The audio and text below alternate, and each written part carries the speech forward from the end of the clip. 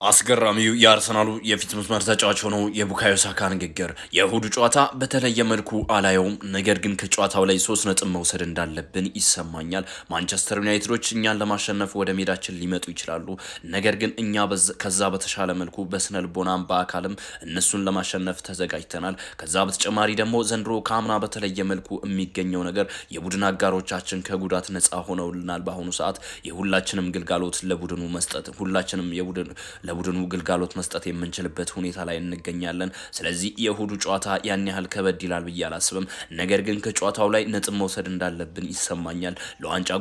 የዋንጫ ጉዟችንን ለማስተካከል ደግሞ እያንዳንዱን ጨዋታ በጥንቃቄና እንደዚሁም ነጥብን የያዘ መሆን ይኖርበታል ብዬ አስባለሁኝ። ምንም እንኳን 22ኛው ሳምንት ላይ ብንገኝም እያንዳንዱ ከፊታችን ያሉት ጨዋታዎችን የምናሸንፍ ከሆነ ሻምፒዮን ከመሆን የሚያግደን አንዳችም ነገር አለ ብዬ አላስብም። ለሻምፒዮንነት ጉዟችን ደግሞ እያንዳንዱን ነጥቦች በጥንቃቄ መውሰድ እንዳለብን ይሰማኛል። ስለዚህ ጨዋታውን ለማሸነፍ እኔም ሆንኩ ጓደኞቼ በሙሉ ዝግጅት ላይ እንገኛለን። ጨዋታውን ለማሸነፍ ወደ ሜዳ እንገባለን በማለት እንግዲህ የአርሰናሉ የፊት መስመር ተጫዋች የሆነው ቡካዮ ሳካ ሀሳብ አስተያየቱን ሰጥቷል። እንደዚህ አይነት አጫጭር የስፖርት መረጃዎች እንዲደርሳችሁ እዚች ጋር ያለውን የፕላስ ምልክት እየተጫናችሁ ቤተሰብ እንድትሆኑ እመክራለሁ። ይመቻችሁ።